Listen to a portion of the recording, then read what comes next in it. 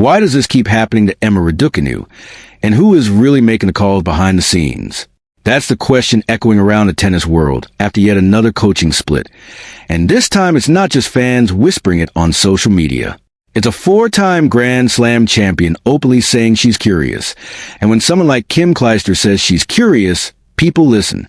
Because this isn't just about one coach leaving. This is about a pattern, a cycle, a story that keeps repeating itself. And every time it does, the pressure around Raducanu gets heavier, the expectations get louder, and the mystery around her team decisions gets deeper. Emma Raducanu confirmed she had parted ways with Francisco Roigwright after the Australian Open. The timing didn't exactly shock anyone. She had an early exit in Melbourne, winning her opening match but then falling in the second round. In the brutal world of professional tennis, early Grand Slam exits always trigger questions.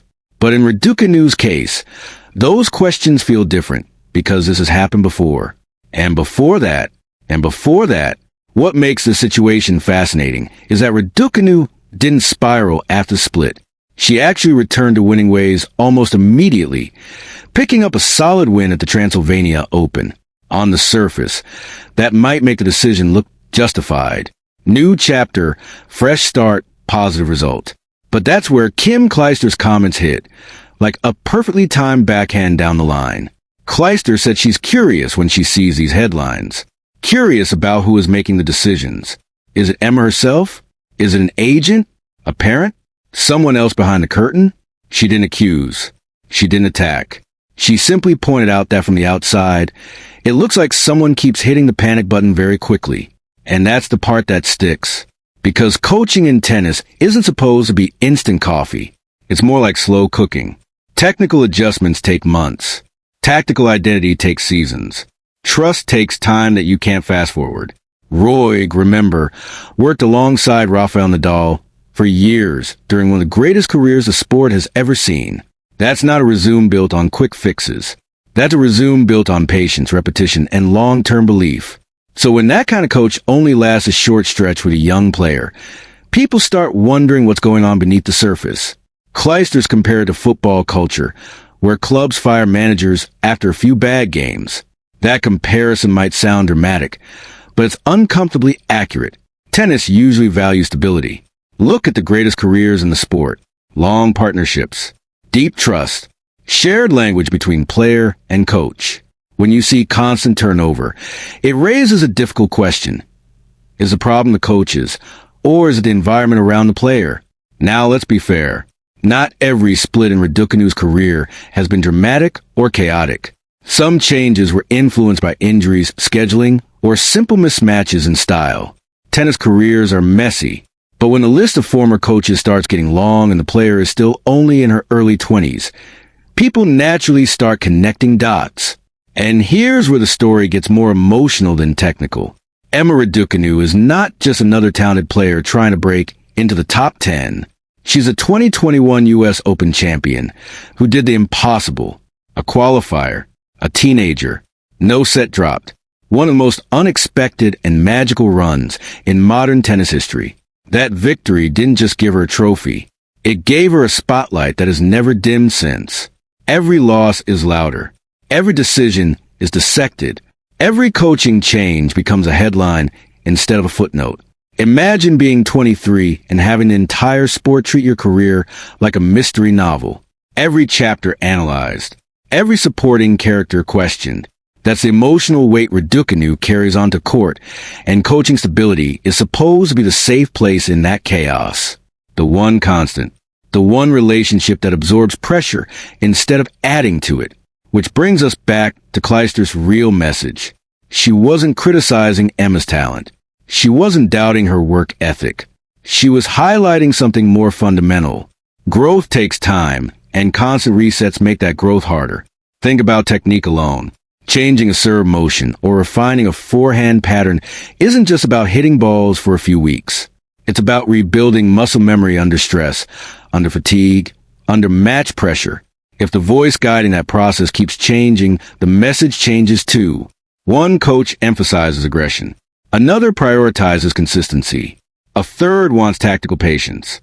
The player ends up trying to juggle multiple philosophies instead of mastering one. That doesn't mean Raducanu can't succeed. It means the road gets steeper. And here's the curiosity gap that nobody has a clear answer to yet. Who will be next? And will that person finally be the long-term anchor she's been missing? Because at some point, the conversation shifts from potential to direction. Not whether she can return to the top, but how she plans to build a structure to get there. Right now, she's ranked inside the top 30 again and showing flashes of the clean, fearless ball striking that made her a champion in New York. The talent never left. The timing on her backhand is still world-class. Her movement, when healthy, is fluid and efficient. But tennis at the highest level isn't won on highlights. It's won on habits. Stable practice habits. Stable tactical habits. Stable support systems. And that's why Clijsters' words resonate so strongly with former players. They've lived it. They know how easy it is to search for answers in new voices instead of digging deeper with the current one. Sometimes a fresh perspective is exactly what a player needs. Other times, it's just a temporary emotional reset that delays the real work. Now, let's address something important. There are always rumors in tennis about who influences young stars behind the scenes. Family involvement, management pressure, sponsorship expectations. None of that is confirmed here, and it would be unfair to present speculation as fact. But when a legend openly wonders who is making the decisions, it tells you that even insiders sense there's more to the story than results alone. What makes this moment critical is timing. Raducanu is no longer the surprised teenager. She's an established tour player with years of experience, a major title, and a clear understanding of what the top level demands physically and mentally. This is the phase where identity gets locked in. Playing style, scheduling strategy, training culture. The foundation for the next 5 years is built right now, and foundations don't like earthquakes. Every coaching split shakes things. New drills, new language, new expectations. That constant adaptation can be mentally exhausting, especially for someone who has already dealt with injuries and long recovery periods. Stability doesn't just help performance. It protects confidence. Because here's the quiet risk no one talks about enough. If a player starts associating struggles with people instead of processes, they can fall into a loop of external fixes. Change the coach, change the physio, change the schedule, but the core work stays unfinished because it keeps getting restarted. That's why this next decision might be the most important of her career. Not because one coach can magically turn her into a top 5 player overnight, but because committing to a long-term partnership would send a powerful message to the tour, to the fans. And maybe most importantly, to herself, a message that says, we're building, not searching. And let's not ignore the positive side. Despite all the noise, Raducanu is still winning matches. She's still one of the biggest draws in the women's game. Young players still look at her U.S. Open run as proof that fearless tennis can shock the world. The story isn't tragic. It's unfinished. That's why this debate feels so intense. People care. They want to see her maximize her potential, not drift between short-term experiments. When legends speak up, it's rarely to criticize. It's usually because they recognize a crossroads when they see one. So here's the big question for you, and I really want to know where you stand. If you were in Emma Raducanu's team right now, would you prioritize immediate results with quick changes, or commit to one coach for at least 2 full seasons no matter what the short-term results look like? Because that choice might define the next chapter of her career more than any single match. Tennis careers are marathons disguised as sprints. Every tournament feels urgent. Every ranking drop feels dramatic. But the players who build lasting success usually follow long arcs, not sharp zigzags. Raducanu still has time on her side. What she needs now is alignment, patience, and a voice in her corner that stays there long enough to be heard when things get tough. Kim Clijsters didn't give answers. She gave a question. And sometimes in sports, the right question is more powerful than any hot take.